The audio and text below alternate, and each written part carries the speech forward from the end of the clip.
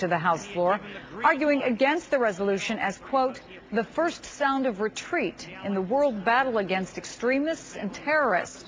Congressman Hunter, who is also a presidential candidate, joins me now. I know you just left the House floor to talk with us. Thank you very much, Congressman. Good to be with you. I know that House Speaker Nancy Pelosi says the vote on the resolution will, quote, herald whether the House understands the message the American people are sending about the policies used to implement this war. How important is this debate? Well, you know, in this debate, friends to our enemies and to our troops. And I think that this is basically signaling the first sound of retreat from the Democrat leadership in the war against terror.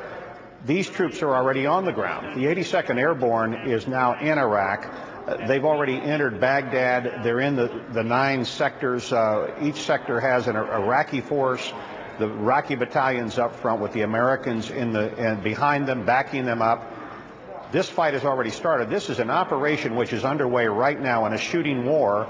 And we have Democrat leadership back here saying after the operation is started that they don't agree with it.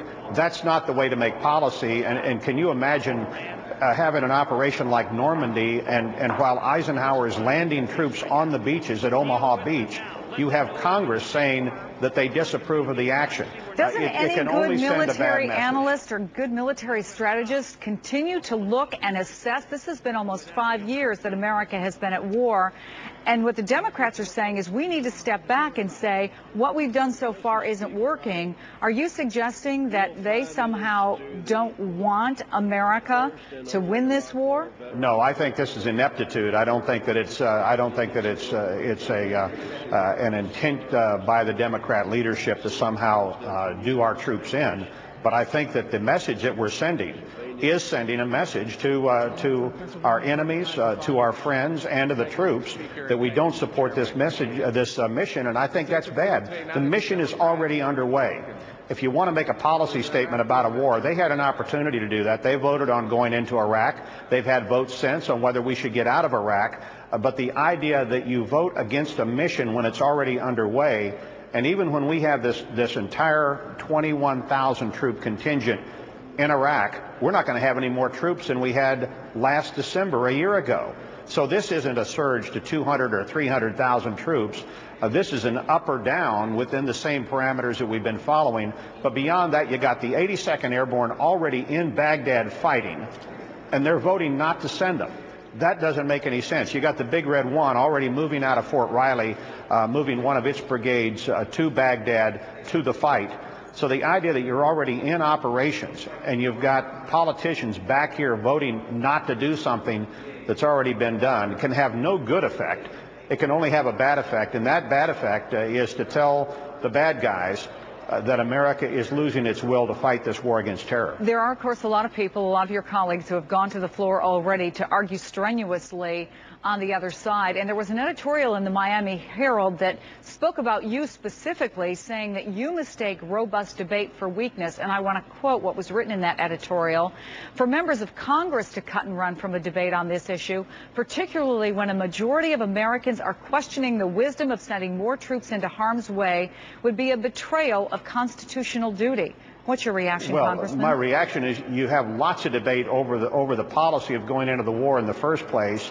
In fact, I held hearings, classified hearings, for every single member of the House, Democrat and Republican, before we went into Iraq, where they got a chance to talk to all of our CIA people and our DIA people, our intelligence people, and go into that first vote informed about whether or not they should vote for or against the president's request to go into Iraq. With all due respect, Congressman, a lot of people who made that vote and a lot of Americans who supported that vote at the time believe that they were misled, that the information they had that led them to support the decision to go to war was in fact false or fabricated. I disagree with that. These were good analysts who argued on both sides of the aluminum tubes. They said there's people on both sides of those questions. There were no handlers from the White House.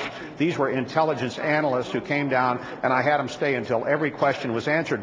My point is, when you're in the middle of a fight, once you've sent the troops in and the troops are operating, you don't retroactively pull a rug out from under them. That's not policy. That's just sending a bad message to our enemies and to our friends alike. And I think if you see statements like the ones coming out of Australia now, about American politicians pulling the rug out from under the operation in Iraq, you will see this American debate is affecting not only our enemies, and you'll see lots of stuff on the websites of the bad guys over the next 2 weeks if the Democrats win this vote, and they'll probably win the vote. So you'll see lots of stuff saying, see, the Americans are pulling out, we've won this battle. You'll also see statements by our allies saying, looks like the Americans are losing heart. So the idea that you have a debate and you make a policy statement and then you pretend that nobody really hears it or cares about it, that's not the way to conduct policy. Congressman, your position is very much the same as John McCain and Rudy Giuliani, both of whom will be running against you for the Republican presidential nomination, but they have a lot more money